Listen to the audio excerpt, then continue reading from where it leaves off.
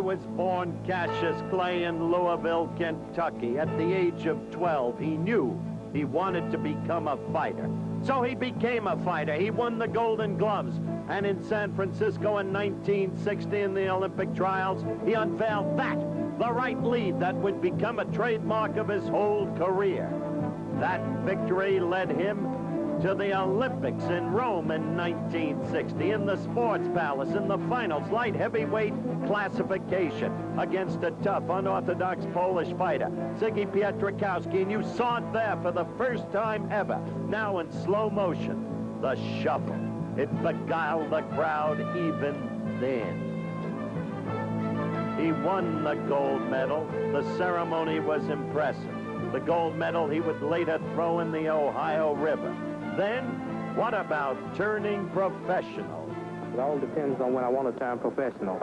If I turn next year, I would be a full-fledged heavyweight, but next year. But like if I turned into weight soon, I would have to fight heavyweight because I would have to spot too much weight if I'm not. Brash, even then, he turned professional. He would fight in his first fight the veteran Tony HUNSAKER in his hometown of Louisville in October of 1960.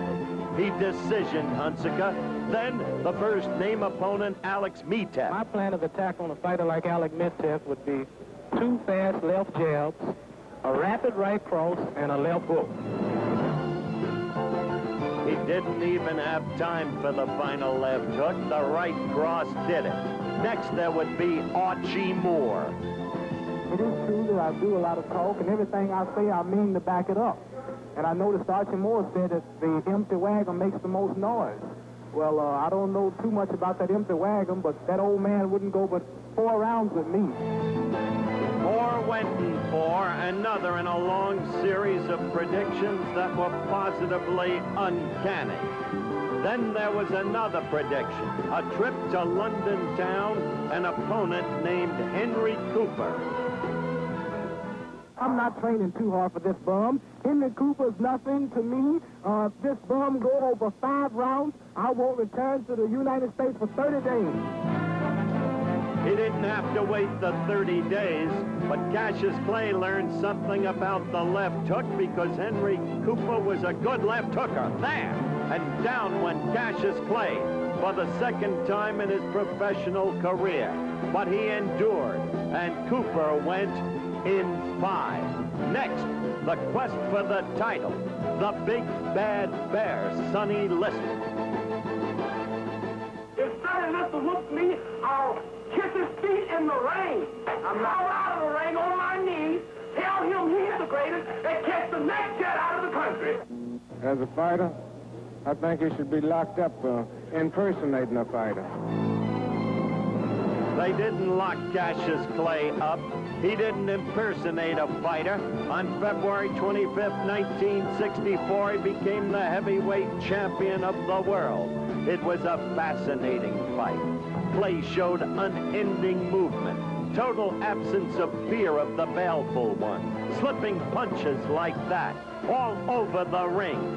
And finally, in the 3rd round, Clay showed what he was made of.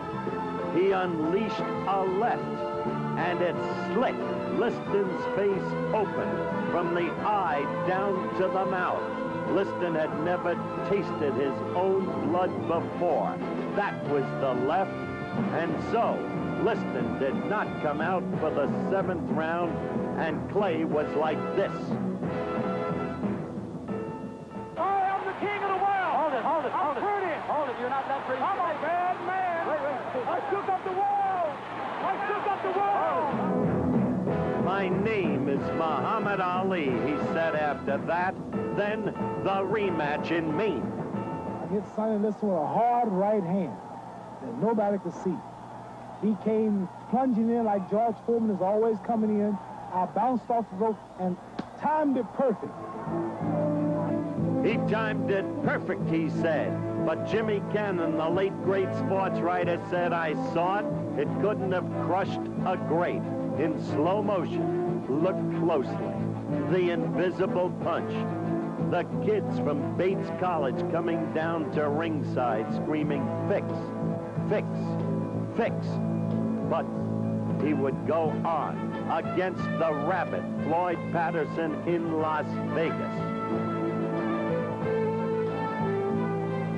It was a dreadful mismatch. Some felt he tortured Patterson.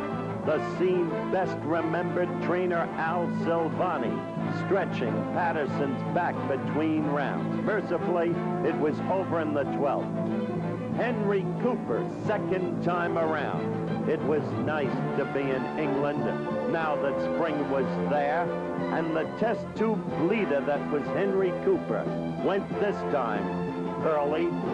No chance for Cooper, and there was no left hook knockdown this time. And then the Blackpool blockbuster, who proved to be the Blackpool bust, Brian London. This ended in the 3rd round, and there would be a trip to Frankfurt, West Germany, and a troublesome southpaw, Carl Mildenberger. Ali had a psyche about southpaws, and so it took him until the 12th round to do away with the game gentleman from West Germany. And after Mildenberger, back to the United States. And Cleveland Williams, November 14, Houston, Texas. Ali at his swiftest and maybe his best ever. The punches coming so fast, the combination so swift, the shuffle so often used, and it was over for Cleveland Williams in the 3rd round. Ernie Terrell was next, February 1967, again in Houston. Terrell had refused to call him Ali, so Ali tortured him. What's my name? What's my name? What's my name? And Terrell was done in. Are you taking Zora Foley too lightly? Why would you say that? Because every indication has been that you're confident that you can beat Zora. I'm confident I can whip all of them. This ain't nothing new. My image has been confident. What you're trying to make it look like something new for? I'm always confident I can whip all of them. You're being extremely truculent. Whatever truculent means, if that's good, I'm that. In point of fact, he liked Zora Foley. He seemed almost kind to the veteran fighter who later died in a tragic accident at his home in Arizona. But in the 7th round, it was time to end it. And so Ali did. After Zora Foley came the greatest crisis of his life. April 28, 1967, Federal Customs Building, Houston, Texas. The unwanted war. And Ali not about to be a part of it. He was to go up and face the test. Would he take the step and accept military induction or reject it? Whatever the punishment, whatever the persecution is for standing up for my religious beliefs, even if it means facing machine gun fire that day, I will face it before denouncing Elijah Muhammad and the religion of Islam. I'm ready to die.